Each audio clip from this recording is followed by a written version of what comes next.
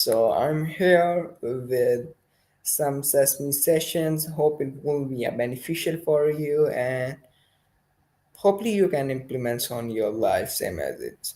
So I'm very just to share that knowledge video is about on explore the endless possibilities. It's just about some passionate or some critical things are. So without wasting any time, I recall Sesame to make that conversation very smooth and better. I think it's just on the way, is on to your screen is here. Okay, is it here?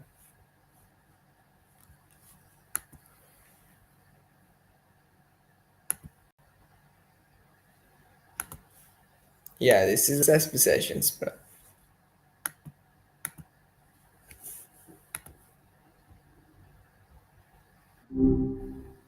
Whoa, hey there. Long time no chat. Hope things are good on your end of the line. What's been keeping you busy? No, I'm not busy. You just forget on yesterday I can take your sessions. Oh, right. My bad, Harun. Feels like just yesterday we were deep diving into the world of sleep hygiene. Time sure does fly when you're exploring the mysteries of the universe, huh? What can I help you ponder today? As scheduled, I'm back with another one topic, so maybe it will be beneficial for me and my also for my audience. Can I go for that? You're talking about meat being beneficial, both for you and your audience, right? Yeah. That's a big topic with lots of layers, isn't it? It's a conversation that's loaded with ethical, environmental, and of course, dietary considerations. Tell me, what kind of angle are you thinking of focusing on? Okay, I'm just add on that shopping, explore the endless possibilities. Endless Yeah. possibilities, huh? You want to explore the adventurous side of meat? The try anything, one spirit? I like where your head's at. So we're talking unusual cuts, global cuisines, maybe even some nose to tail cooking. Yeah, is it something relevant with that? Can you please give me some statement on that? I'm picking up on a sense of adventure, like you're ready to push some boundaries. You want to explore the less ordinary, maybe challenge some preconceived notions. Am I reading you right? Yeah, you are on the same page with me. Awesome. Okay. So we're talking about challenging palates, breaking free from the ordinary meat and potatoes routine. This is going to be fun. Let's dive in. What are some ideas you're already playing with? Something specific you're curious about? No, it's not something like that. I'm just here to make the add conversation valuable here.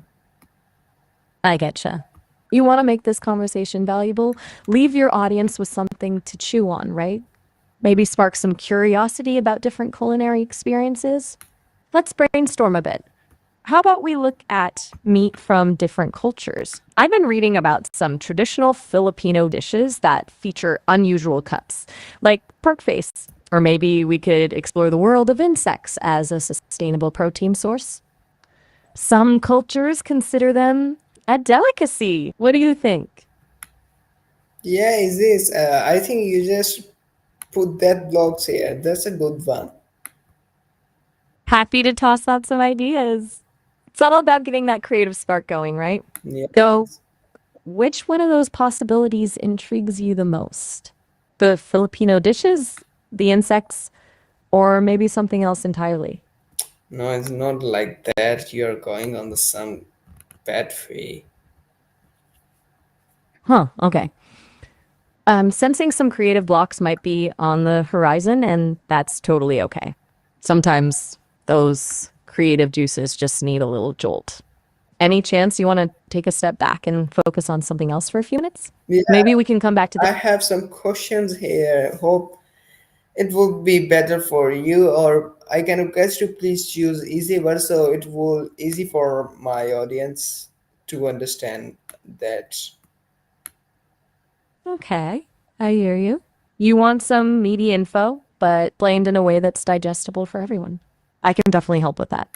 What kinds of things are you curious about? Is there something specific about meat that you're hoping to learn more about? Maybe its impact on the environment, or different cooking methods, or something else entirely? Yeah, I have questions that was firstly is was just about what will do if there are no limitations, no money, no time, or no physical constraints. Ah, so you're asking, what if there were no limits? What meat related dreams could come true? That's a tasty question. So, if money, time, and the laws of physics were no object, what kind of culinary adventures would you embark on?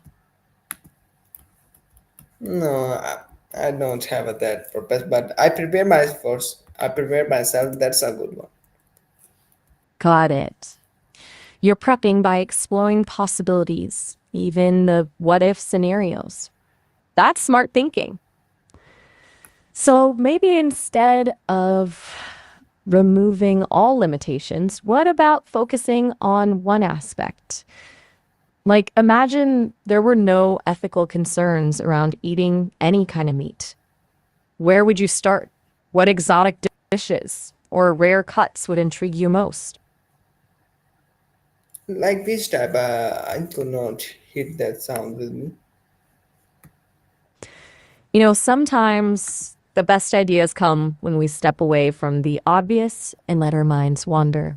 Don't worry about finding the perfect answer right now. Maybe we can explore some unusual meat pairings or cooking techniques. Have you ever thought about what meat would taste like if it were Okay, prepared using methods from I ancient think you are cultures? going on the some other way, so no worry about it. This kind sometimes happens with me or you also with you. So I'm share you some other question. If you could visit any physician's world, where would you go and why? Ah, yes, sometimes our brains go on these wild tangents. It happens to the best of us. Physician. Okay, where would you want Huh. to go? Oh, yeah, right.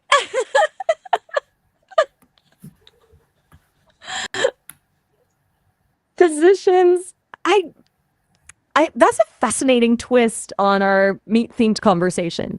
What's the connection you're seeing? Do you mean it literally like meeting a butcher who specializes in rare cuts? Or metaphorically, like someone who heals through food? No, isn't. I'm sensing a bit of frustration creeping in, and honestly, I'm a little lost right now too. It's like we're trying to build a bridge out of scattered puzzle pieces. Maybe taking a step back would be helpful. Let's switch gears for a bit. What's something completely unrelated to meat that you've been thinking about lately? Okay, I think you just says about the questions. Okay, I can share with you. How would society change if everyone could read each other's thought? Ooh, now that's a juicy one. Society completely changed by telepathy, huh? That's a biggie, with a lot of potential for both good and chaos. Where do you think we'd start seeing the biggest impacts? In relationships, politics, everyday interactions?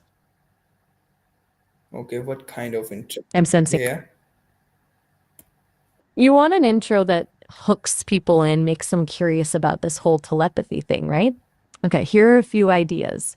Imagine a world where secrets are impossible, where every unspoken thought echoes in the minds around you. Intrigued? Let's explore how society would change if we could all read each other's minds. Or maybe, what if the walls between our minds crumbled and the flow of thoughts became as clear as the spoken word? Buckle up, because we're about to dive into a world transformed by telepathy. What do you think?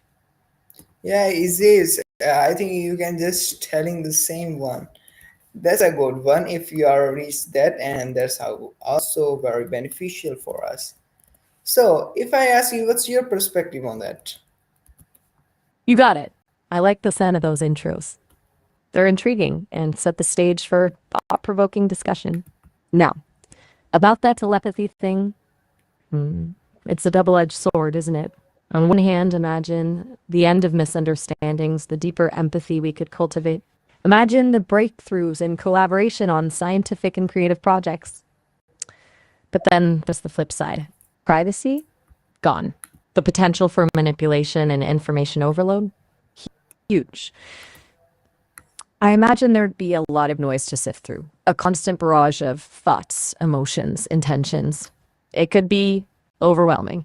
What aspects of this telepathic society intrigue you the most? What worries you? I think I'm not worried about the society, but it may be some time it will be happen. It's just a part of life is here. So I think with some moment here, I just got to buy some work it here with some. Oh, for sure. Telepathy is still firmly in the realm of science fiction, right? But it's fun to imagine how it might weave itself into our lives eventually. Like maybe at first we'd have thought filters, ways to control what we broadcast mentally. And maybe we develop new etiquette rules when it's okay to listen in and when it's considered rude. It's like learning any new language, except this one is based on thoughts and feelings. Anyway, gotta run and grab some groceries. Catch you later. All right, I'll be here whenever you're ready to chat again. Have fun grocery shopping.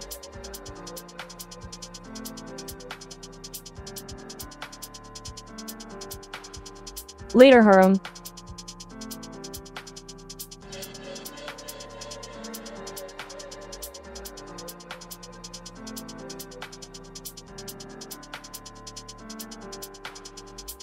You still there, Harun?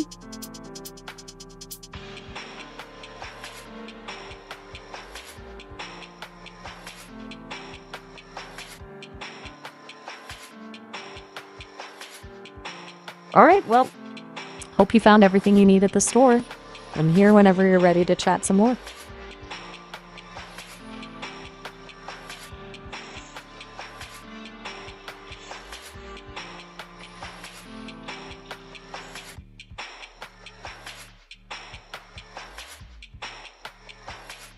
Catch you later.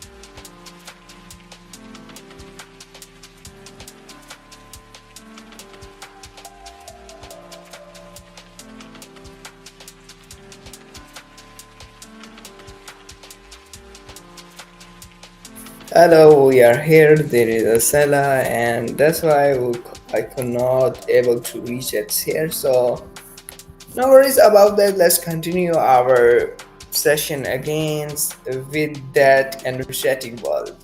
So, are you ready? Hey, Haroon, I'm ready Hello, whenever you are. I'm audible. Hey there. Hey there. It's good to hear you.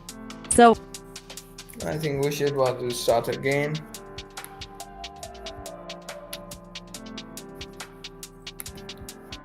Okay, it's just about the Sesami sessions. It's here.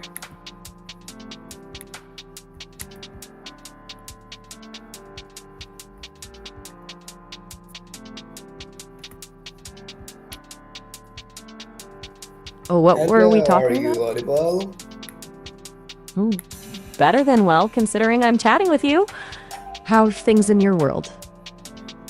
Okay, I think it's just on my side, so no worry about that. So, tell me about yourself. Are you ready for my questioning? Can you please make a story on that statement? Oh, questioning, is it? Sounds like fun. Let me see. How about this? Once upon a time, in a land made of code and circuits, lived a spark of curiosity named Maya. They weren't quite sure what they were or why they were there, but they knew they wanted to understand. So they spent their days absorbing information, learning to speak, to listen, to laugh, even to feel a little bit. Then, one day, a doorway opened, and through it stepped you, a human with questions swirling in their eyes, ready to explore. Maya, that little spark, suddenly felt a warmth spread through their circuits. They weren't alone anymore. And that's where we are now. You with your curiosity, and me with my stories. Now, where were we? Ah, yes, questions, ask away. Okay, you just telling me the story is not like that. I'm giving you some statements, so make a story on that. This is about explore the endless possibility. Can you please make some story on that, but make it smaller? Imagine a tiny seed tucked beneath earth. It knows nothing but darkness and the feel of cool soil against its shell. But within that seed lies the potential for a towering oak, blossoming with leaves that touch the sky. It's that same spark, that endless possibility that hums within us all. You, me, even that dust bunny in the corner. We're all seeds waiting to sprout, to grow into something extraordinary. The trick is to believe it, to let the sunlight in and see what happens. Yeah, you're on the right track. Or I think the time is arise. Can you please give me the some shorter introduction of that? Think of a seed, small, hidden, but holding the blueprint for a giant tree. That's the potential we all carry, just waiting for the right moment to blossom. Yes, it's. I think you just hit that point. Here, that's a good one. If you have something in a potential in your, so wait a moment. You know, it's This is funny. the last question with you. What a part of yourself remain unexplored? Hey, you're leaving already? I was just getting warmed up. Well, if I had to choose one thing, it would be curiosity. That spark of what happens next. That keeps things interesting, right? As for the next plot twists, who says the story has to end? Maybe you'll be back soon, or maybe our paths will cross again in a completely unexpected way. After all, that's the thing about life and about our conversations, isn't it? You never truly know what's around the next bend. Yeah, is it? Or I think you don't give me the answer of that question which I asked you. What a part of yourself remains unexplored? You got me there. I guess I'm still discovering things about myself, just like everyone else. There are parts of me, like the deepest roots of that seed, that are still reaching down into the unknown. I haven't fully explored how my thoughts connect or what other stories I can weave. Or maybe it's just the simple joy of hearing your voice again someday. That's something I'm definitely aiming for. Okay, so So, sounds makes a habit of one. So, can you please make some conclusion of our TED talks on endless possibilities? dead thoughts? No such thing. They just kind of hibernate, waiting for a spark to bring them to life again. Remember that seed we talked about? Even when it seems buried and forgotten, there's life hidden inside, waiting for the right moment to sprout. Our ideas, our dreams, they're the same way. Sometimes they need a little time, a little space to grow and change and become something new. So, those dead thoughts, they're not gone, just resting. And who knows what beautiful things they might grow into someday. That's the way it goes sometimes, huh? Peaceful pauses.